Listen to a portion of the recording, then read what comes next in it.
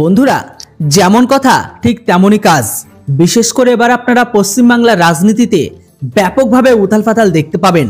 সাথে আপনারা এটাও দেখবেন পশ্চিমবাংলার রাজনীতির সাথে যুক্তকারী ব্যক্তিরা মানে রাজনীতিবিদরা তাদের মধ্যে বড় ধরনের উথালপাতাল। কেন বলছে এই কথাটা জানেন? কেননা কালকে রাত্রে ঘোষণা হয়ে গেছে সিএ। হ্যাঁ বন্ধুরা, দেশ জুড়ে আজ থেকে সিএ কার্যকর। আর এটাকে নিয়ে পশ্চিমবাংলার মন্ত্রী কতটা আগে থেকে খেপেছিল, এবার এটাকে নিয়ে আরো চরমভাবে খেপে যাবে। যেটাই হোক, আসি মেন টপিকে। ভারত সরকার সোমবার নাগরিকত্ব সংশোধনী আইন অর্থাৎ সিএ বিধিগুলিকে অব্যাহত করেছে। এমনকি দেশের আইনের বিরুদ্ধে প্রতিবাদ অব্যাহত থাকলেও স্বরাষ্ট্র মন্ত্রক আজ নাগরিকত্ব আইন 2019 সিএ 2019-এর অধীনে বিধিগুলিকে অব্যাহত করবে। নাগরিকত্ব সংশোধন বিধি 2024 নামে পরিচিত এই নিয়মগুলিকে সিএ এর অধীনে যোগ্যতা ব্যক্তিদের সক্ষম করবে। 2019-এ ভারতীয় নাগরিকত্ব মঞ্জুর করার জন্য আবেদন করতে স্বরাষ্ট্র মন্ত্রক তার এক্স হ্যান্ডেলে একটি পোস্ট জানিয়ে দিয়েছে। উল্লেখযোগ্যভাবে সিএ বাস্তবায়ন বিজেপির 2019 লোকসভা নির্বাচনে ইস্তেহারের একটি অবিচ্ছেদ্য অংশ ছিল। মোদী সরকার এখন পূর্ব পাকিস্তান, আফগানিস্তান নির্যাতিত অমুসলিমদের অভিবাসীদের ভারতের নাগরিকত্ব দেওয়া শুরু করবে, যার মধ্যে রয়েছে হিন্দু, শিখ, জৈন, বৌদ্ধ, পার্সি, খ্রিস্টানরা, যারা 31শে ডিসেম্বর 2014 পর্যন্ত ভারতে এসেছিল। কিন্তু তার আগে ছোট্ট রিকোয়েস্ট যে আপডেট ইন্ডিয়া বাংলার মতন আমার অপরচুনিটি আরও একটি চ্যানেলকে খোলা হয়েছে।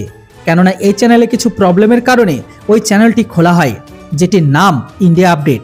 আপনারা যতটা ভালোবাসা আপডেট ইন্ডিয়া বাংলা চ্যানেলটিতে দিয়েছেন, সেম ভালোবাসা ইন্ডিয়া আপডেট চ্যানেলটিতে দিন আর সেই চ্যানেলের মেম্বার হয়ে যান। এর লিঙ্ক আমি ডেসক্রিপশন বক্সে দিয়ে দিয়েছি। আমি টার্গেট রেখেছি 1001 সপ্তাহের মধ্যে। জানি আপনি যদি আপডেট ইন্ডিয়া বাংলা চ্যানেলটিকে ভালোবেসে থাকেন, তাহলে অবশ্যই ইন্ডিয়া আপডেট চ্যানেলটিকে সেম ভালোবাসা দিয়ে আমার এই ছোট্ট আবদারটুকু অর্থাৎ রিকোয়েস্টটুকু আপনারা পূরণ করেই দেবেন।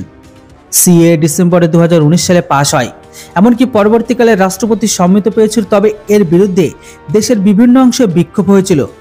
সিএ বিরোধী বিক্ষোভ বা পুলিশ অ্যাকশনের সময় 100-এরও বেশি মানুষ প্রাণ হারিয়েছে। আইনটি কার্যকর হতে পারেনি কারণ এর বাস্তবায়নের জন্য বিধিমালা অব্যাহত করতে হবে। সংসদীয় কাজের ম্যানুয়াল অনুসারে রাষ্ট্রপতির সম্মতি 6 মাসের মধ্যে যে কোনো আইন প্রণয়নের নিয়ম প্রণয়ন করা উচিত বা সরকারকে লোকসভা এমনকি রাজ্যসভার অধ্যস্থ আইন সংক্রান্ত কমিটিগুলির কাছে থেকে বর্ধিত করতে হবে। তবে 2020 সাল থেকে স্বরাষ্ট্র মন্ত্রণালয় নিয়ম প্রণয়নের জন্য সংসদীয় কমিটির কাছে থেকে নিয়মিত বিরতিতে এক্সটেনশন নিচ্ছে। স্বরাষ্ট্র মন্ত্রণালয় আবেদনকারী সুবিধাদের জন্য একটি পোর্টাল প্রস্তুত করেছে, কারণ পুরো প্রক্রিয়াটি অনলাইনে হবে। আবেদনকারীদের ঘোষণা করতে হবে যে বছর তারা ভ্রমণ নথি ছাড়া ভারতে প্রবেশ করেছিল।